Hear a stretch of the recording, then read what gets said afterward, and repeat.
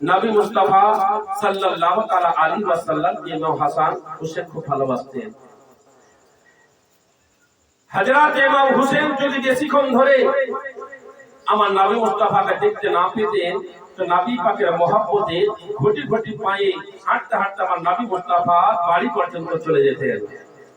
আর আমার নবী মুস্তাফা যদি বেশিক্ষণ ধরে দেখতে না পেতেন তো আমার নবী মুস্তাফা নুরানি পা মোবারক দিয়ে হাঁটতে হাঁটতে মা ফাতেমার বাড়ি পর্যন্ত চলে আসতেন। ধরে বলুন সুবহানাল্লাহ। বিরাদার ইসলাম মুআজ্জাজ সাহাবায়ে কিরাম, দয়াল নবী আকা মুস্তাফা সাল্লাল্লাহু তাআলা আলাইহি ওয়াসাল্লাম মসজিদ নববী শরীফে নামাজ পড়ার জন্য ইমাম হয়ে দাঁড়িয়ে গেছেন। নবীর সমস্ত সাহাবীরা পিছনে মুক্তাদি হয়ে দাঁড়িয়ে গেছেন। হযরত ইমাম হোসেন রাদিয়াল্লাহু তাআলা আনহু ছোট ছিলেন, দীর্ঘ সময় নিয়ে আমার নবী মুস্তাফাকে দেখতে পান নাই।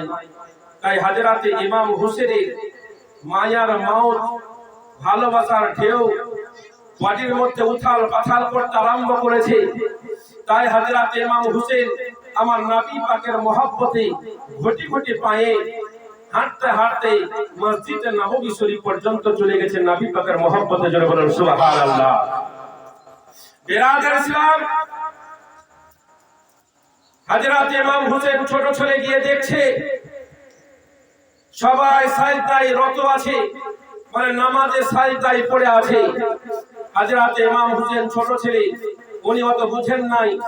তাই হযরত ইমাম হোসেন কাঁটাগুলোকে ফাড়িয়ে ফাড়িয়ে আমার নবী মুস্তাফা পর্যন্ত পৌঁছে গেলেন।